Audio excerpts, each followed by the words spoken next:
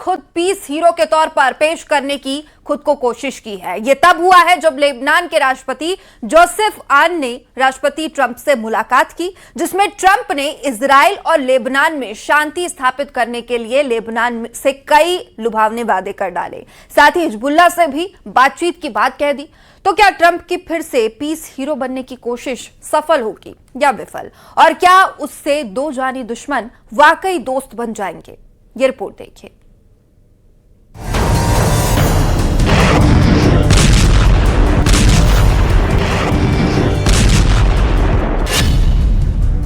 Israel के मौत बरसाते परिंदे,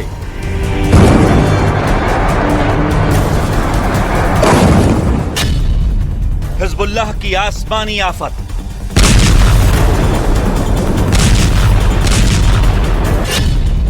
आईडीएफ के घातक और सटीक संहार,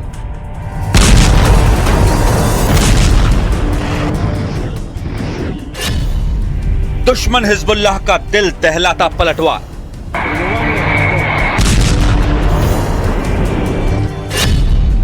न नतीजा, न रास्ता, न ही कोई अंत। कभी कोई मौत बरसाता है तो कभी दूसरा तबाही का तूफान लाता है। ऐसा युद्ध, ऐसा संघर्ष जिसके खत्म होने के ना आसार दिखते हैं, न ही कोई रास्ता। एक तरफ ईरान, हमास और हिजबुल्लाह के जिद्दी जंगबाज हैं, तो दूसरी तरफ अमेरिका और इजराइल की तूफानी सुपर पावर। दोनों में न कोई पीछे हटने को तैयार, न ही बीच का रास्ता निकलता है।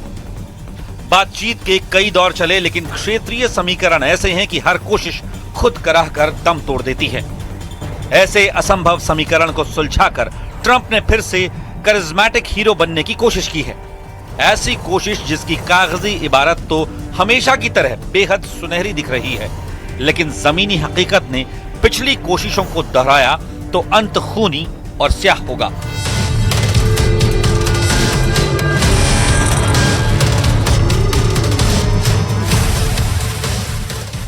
हाँ, ये बात जरूर है कि ये तस्वीर बहुत कुछ कहती है।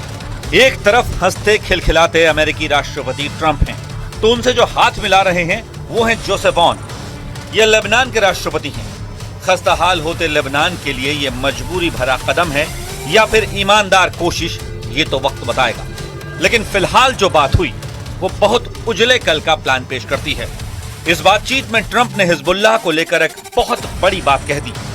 ट्रंप ने क्या कहा वो बताएंगे, मगर पहले बातचीत का पहला सिरा समझिए। ट्रंप और जोसेफ ऑन के बीच हालात को बेहतर करने पर बातचीत हुई। बातचीत में इजराइल के साथ सभी संघर्षों को खत्म करने पर वार्ता हुई। ट्रंप ने पीस मास्टर बनने की कोशिश करते हुए लेबनान से वादा कर डाला। ट्रंप ने लेबनान में शांति स्थापित करने में मदद करने का भरोसा दिया। साथ ही अपनी तरफ से लेबनान से वादा किया कि वो लेबनान से इजरायली सेना की वापसी की कोशिश करेंगे। यही नहीं, ट्रंप ने लेबनान को आर्थिक मदद करने का भी भरोसा दिया है। साथ ही लेबनान की आधिकारिक सेना को मजबूत करने और वित्तीय और सैन्य मदद देने का प्लान भी पेश किया। सुना आपने, आधिकारिक सेना। यही वो पेंच है जो इस गुणा भाग का फल शून्य कर देगा, क्योंकि इसका दूसरा पक्ष, और लेबनान के हिसाब से देखें तो ताकतवर पक्ष इस बातचीत से दूर है।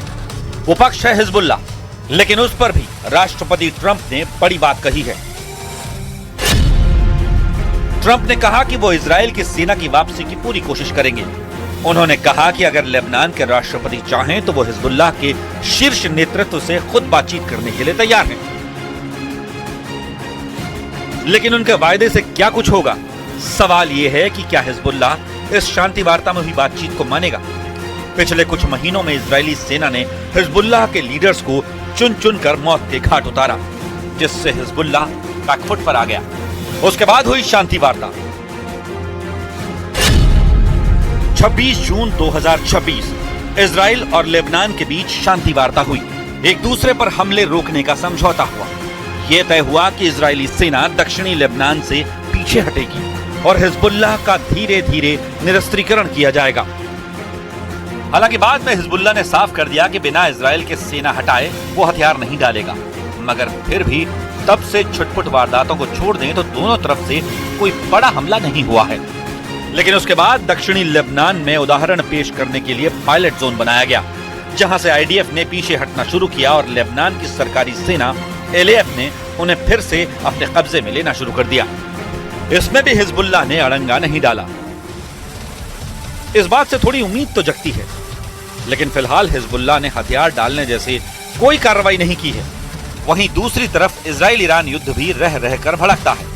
एक और मोर्चे पर हमास विद्रोहियों के साथ भी इजराइल के संपूर्ण शांति वाले हालात नहीं दिखते।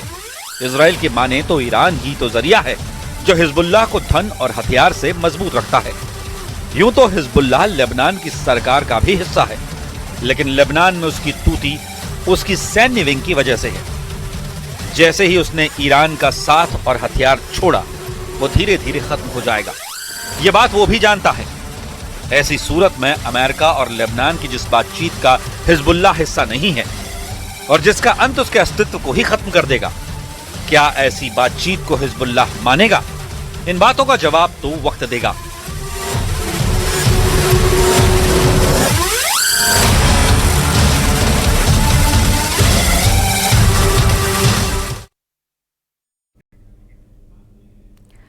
तो ईरान से युद्ध में मारे गए सैनिकों के सम्मान समारोह से ट्रंप ने खौफनाक ऐलान कर दिया है। ट्रंप ने धमकी दी है कि अब ईरान को बहुत भारी कीमत चुकानी पड़ेगी।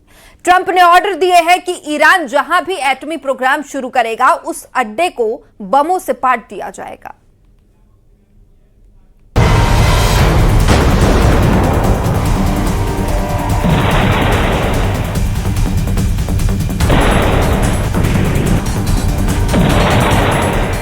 ईरान के ड्रोन, जॉर्डन में डीप स्ट्राइक, रेवोल्यूशनरी गार्ड के रॉकेट और बहरीन में बारूदी तांडव, मुश्तबा के लड़ाकों का कुवैत में कहर, ये सब इस बात का संकेत है कि अमेरिका ईरान का युद्ध अब फाइनल राउंड में पहुंचने वाला है, जहां सिर्फ दो देशों के बीच की लड़ाई नहीं हो रही। अब ये रेंज बनाम रेंज, ड्रोन बनाम एयर डिफेंस और मिसाइल बनाम बम वर्षकों की टक्कर है।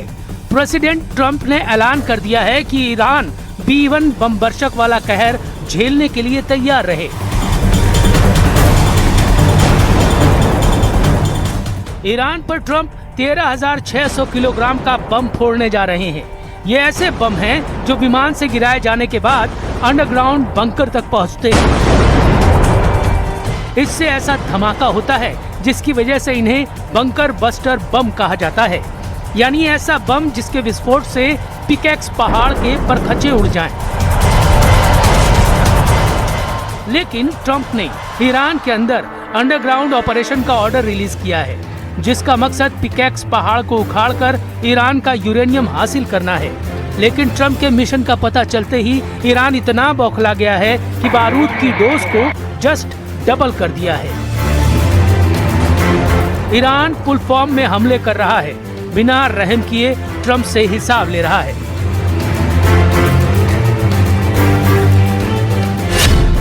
ईरान मिसाइलों से पीट रहा है, जॉर्डन बचाओ बचाओ चीख रहा है। ईरान ड्रोन बमों की बौछार कर रहा है, बहरीन रहम रहम गिड़गिड़ा रहा है।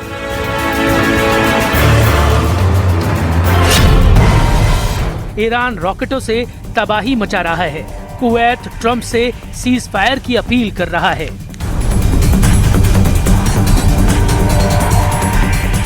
ईरान के जितने दुश्मन हैं, सब सरेंडर मोड में आ चुके हैं। इजराइल तक युद्ध से साइड लेकर एक किनारे खड़ा है।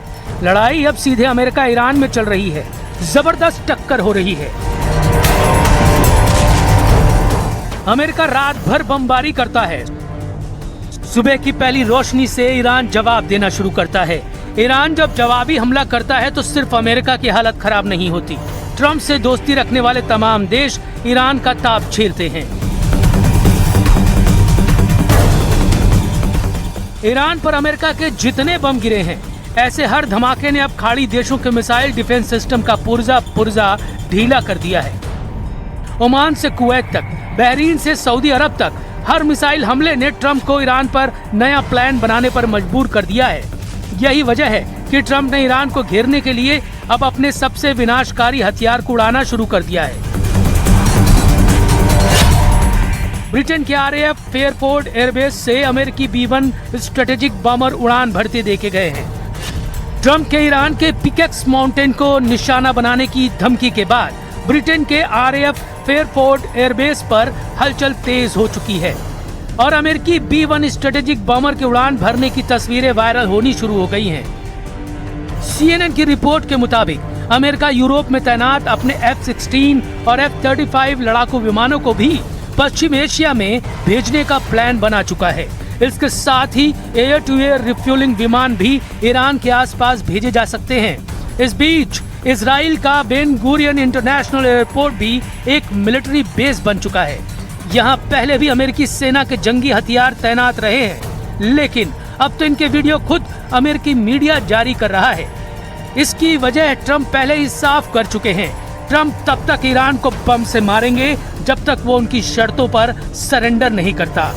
Mr. President, there are no signs that Iran is ready to stop fighting. So what is the plan? Is the plan to just keep bombing until they give up? There are no signs.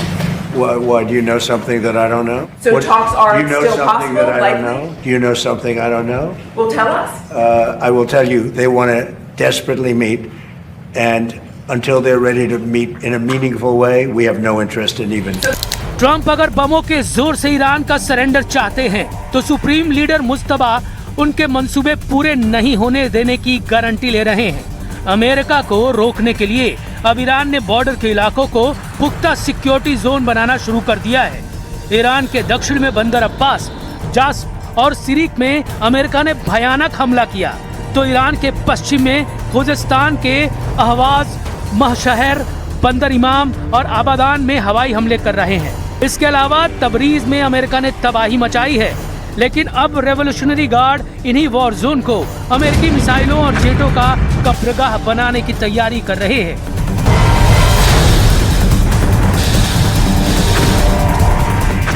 वैसे भी Trump अब Iran में अपना एक भी mission complete नहीं कर पाए, इसलिए ईरान उनके ऑपरेशन पिकेक्स की हवा खराब करने का पक्का बंदोबस्त कर रहा है।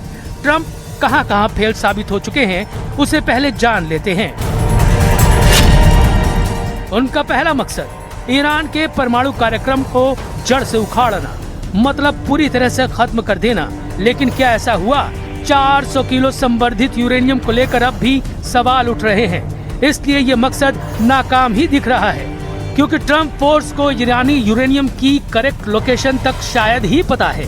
ट्रंप का दूसरा मकसद ईरान के मिसाइल जखीरे को मिटा देना, लेकिन ईरान के कमांडर दावा कर रहे हैं कि उनके पास इतनी मिसाइल है कि ईरान 20 साल तक लगातार युद्ध लड़ सकता है, इसलिए ये मकसद भी फेल हो गया। ट्रंप का तीसरा मकसद ईरान में बगावत करवा के तख्ता पलट करना था, लेकिन मुस्तफा खमेनी ने ईरान के सर्वोच्च नेता का पद बखूबी संभाल लिया है और ईरान की मिलिट्री लीडरशिप भी कायम है। यानी ट्रंप के तीनों मकसद नाकाम साबित हुए हैं। ईरान ये वादा कर रहा है कि ट्रंप जितनी भी प्लानिंग करना है करते रहें। उनकी धमकियों और धौस से ईरान डरने वाला नहीं। ट्रंप को अगर ईरान में कुछ हासिल होगा तो वो हार है।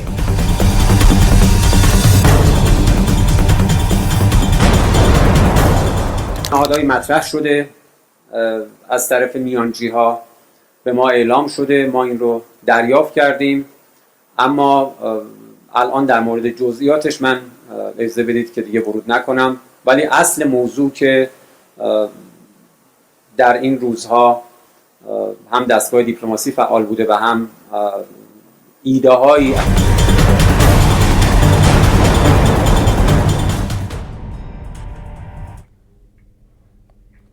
और दिल्ली से बड़ी खबर इस वक्त सामने आ रही है। मेट्रो